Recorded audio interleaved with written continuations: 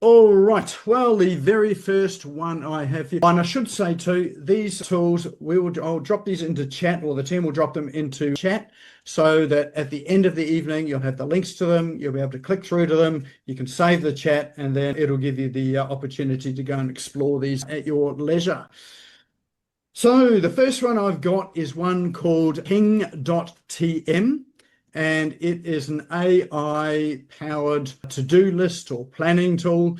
And what this one does is it connects up to your network. So particularly things like if you're in the Google ecosystem, so like you're using Google G Suite, or what do they call it, in a Google Business, Gmail, that type of things, Google Calendar, then it will connect through to that, and it will find things that are, say, appointments. So if someone said they'd like to meet with you, it will find those, and it will help you to find a suitable slot to make an appointment. Anything that's in your emails that happen to be to-dos or things that you need to catch up with, then it will create a to-do list for you, or add items to your to-do list.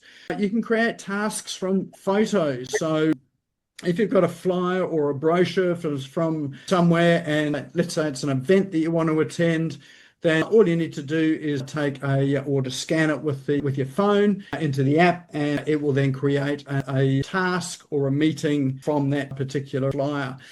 Because it's got AI embedded into it as well too, you can ask it questions like you would with, say, Gemini or ChatGPT, and it will help you to answer the questions and to plan things. So like if you're planning an event, or I don't know, a birthday bash or a client event, then you can ask it questions about how to go ahead with it, and it will come back with things like, how much do you want to spend, what's your budget for it, what sort of experience you want people to have. And so you can go through and design your event with the help of AI, and then it will help to put it in place. Now, this thing will also do things like draft up emails. So that, if you're wanting to send out invitations, it'll draft up the emails. It will also draft up replies to emails as well too. And then you get a full sort of to-do list like this here. So it effectively is your planner, but it's in digital form and it's online, and it connects to a lot of your tools. So the ones that I've connected it to, the Google ecosystem and Slack, which is one that we use. And so that way there, we can even send tasks to Slack from this system as well too. So, and it'll do things like sort of allocate time. So it'll find time for it to in your calendar when you've got blocks of time available for doing things, and it will find suitable blocks of time for you as well too. So, and of course you can move it around and edit it as well too. So you can get started for free. They do have a free plan on this, and that certainly is enough there to really get you going.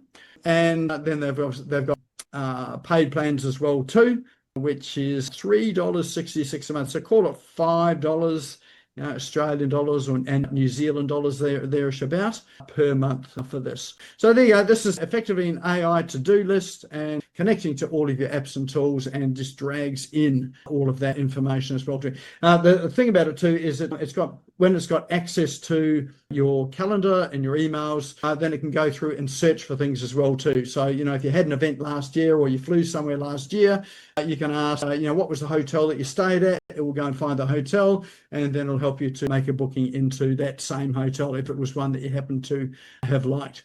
So it's, search engine, to-do list, all sort of powered with some of the AI features. So that one there is called Ping.tm.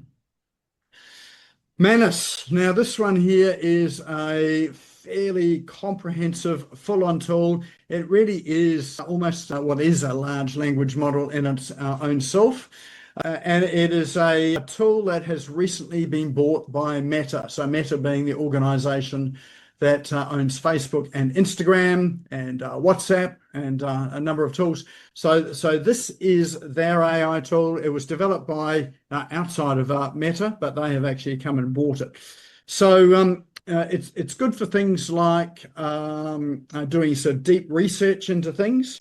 If you have a photo, you can upload a photo into this, like a headshot type of photo, or even just a photo, and you can get it to create a professional headshot from your photo. It does all of the normal things like, helping you to craft emails and that sort of things, but it also do things like help you to organize and build a website.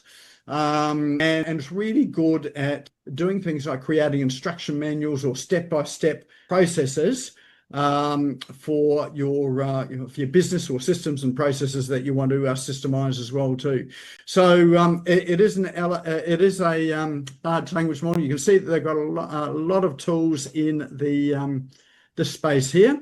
And they've got even more tools, once you keep going as well too. So if you've got a specific process, let's say, what do we got here? What have we got? Yeah, professional headshot. Actually, I don't have a headshot. So it's created a prompt here as well too, and then you can use that prompt and then fill in the blanks here and upload your image as well too. But have a play with it. It'll create PowerPoint slides for you as well. It doesn't do a bad job with that. It's pretty good, but it's one of those tools that there's got heaps and heaps of uses with it. And of course, because it's in as part of Meta, this is the AI tool you'll start to see being integrated more and more into the Meta universe as well. So just like Google has got its AI tools, this is Meta's version of that. So that one there is called Manis.im. And while we're on large language models, Gemini has had, which is Google's AI tool, has had an enhancement to it all. And one of the things that is in here is if it's gemini.google.com, and if you have a look in the prompt here, there is, not that one there, under tools, you've got access to deep research. Now, deep research is a tool there that if you're looking for, actually probably the best thing to do is to do some deep research on yourself. So you pop your own name in there, your own business, and generally, if you put in your social media profiles as well, and then ask it to find all the information about you that is available publicly online, it will go and do that. So you can do that for anyone, or for any business, or for any particular topic as well too. So if you've got a particular topic you want to research, this is fantastic at it. And of course, being Google's tool, it is connected to search algorithm as well. So what it's doing is going out to, rather than you going out to search for information, it's bringing all of the information in and then collating it into a document for you. It does take some time. It can take sort of 5 to 8 minutes to do the research. So it's sort of a prompt that you would start. You can walk away, go and grab a coffee or a tea, and just let it run until it's actually finished. You can dictate the speed of it as well too on the right-hand side. So you've got one there for quick answers, which will go quite quickly. Thinking, which is solving problems. And the Pro one, which is for that you're probably not going to use that so much, but that's for sort of coding and advanced mathematical functions. I tend to use either the fast or the thinking one. If I'm doing things like developing courses and programs, and I'm wanting to do some research into some of the topic areas, then I'll use the thinking one. So that gives me a bit more sort of information. The other thing is available in here as well is creating images. So this is Nano Banana. And so this is where you get to use AI to create images. It is pretty good, I have to say. I have uploaded photos into this. I find it easier to use than Midjourney. And I find that the output that comes out of this tends to be a lot better. When I say a lot better, I don't need to describe it in terms of the prompt at the same depth that I would for something like Midjourney. So the images, very, very good. So this is Google's ecosystem. Now, one of the things that you'll find with the latest update of Chrome, which is coming out, they are now sort of baking this here into Chrome. What you'll find on the top right-hand side of Chrome. I don't have it yet. They haven't released it here, or I haven't got this release yet, but I have seen the release. There'll be an icon up there for AI, which is this panel here. It'll shoot out a sidebar, and then you can actually run all of your queries in the sidebar. There's already a sidebar there now. So if you click on that little down arrow, that is a sidebar of all of the tabs that you've got open and all of the tabs that, well, a lot of the tabs that you have recently had open that are now closed as well. So you can jump through to, tabs that you've got open or, without actually having to leave the, the work that you're in at the moment. The other thing that Gemini's got, that Google Chrome has got as well, is they have this split view. So if you want to see two tabs side by side, you just right click on the tab and then you'll have your two tabs side by side. So you can select, which one of your tabs you want side by side. So lots of enhancements coming out with Google Chrome. Let me just remove that. And if you haven't got some of those enhancements yet and you're using Chrome, they will be out, I would think, over the next month or so. So they're rolling that out globally at the moment. This one here, Gemini, if you haven't used Gemini, well worth having a look at. And I think as far as some of the output that comes out, the two models that I've used, well, actually, there's three models that I use. ChatGPT has been my primary one. Gemini has been sort of the secondary one, but that's very quickly starting to become one of my primary ones because I found that the output is a lot better. And the other one is Claude. And Claude, I find, has been really good for helping to create or co-create content. All right, so that's the tools. The last one is, what am I reading at the moment, or what am I listening to? It's this one here, The Courage to Be Happy. This is the follow-on book to one that I previewed last year, which was The Courage to Be Disliked. And it's by Ichiro Kishimi. And it is, if you're familiar with psychology, like sort of, say, Jung or Socrates or Plato, this is a modern take on a philosopher that was around, I think, in the 19th century, but a very, very interesting read and certainly very applicable to us in business as well too. So it's hard to find, actually. I couldn't get it on Amazon. You can get The Courage to Be Disliked on Amazon, but you can't get The Courage to Be Happy on Amazon. So the only place that I could find it, and it was to do with the rights. So this is in Australia. You can get it in the US, but you can't get it over in Australia. But the place that I found it was at audiobooks.com, and it was the audiobook version that I got. So I get to listen to that in the car as I'm driving. And it's a conversation between a philosopher and a student. So it's a conversational style book. But yeah, really, really interesting concepts that are in there. And that there would be a roundup of our cool online tools for 2026, the very first one for 2026. So we'll drop the links into chat there. They'll all be there. Feel free to save the chat if you like. You can always save it again afterwards and it will just add to your chat. But tell us, what was your favorite tool out of all of those ones, or maybe which is the one that you think you'll spend a bit of time exploring a wee bit further.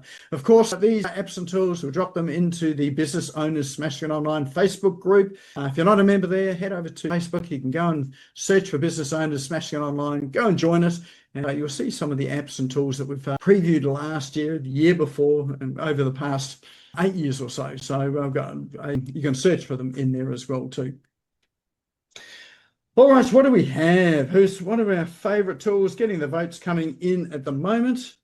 And it looks like Gemini is the winner. So the Google ecosystem takes the cake today.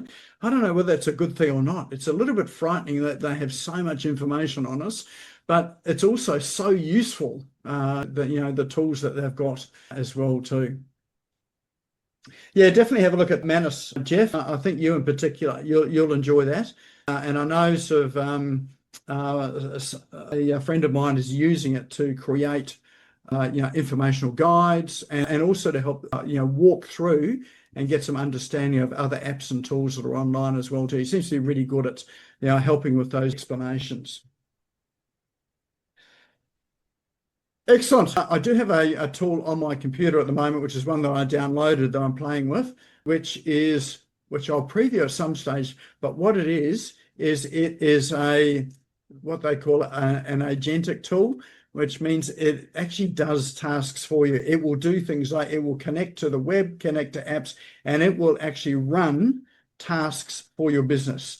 So it is a pretty incredible thing. I just had a look at it this afternoon, and I've really only scratched the surface of it, but I will bring that along probably in the next month or so once I've got my head around it.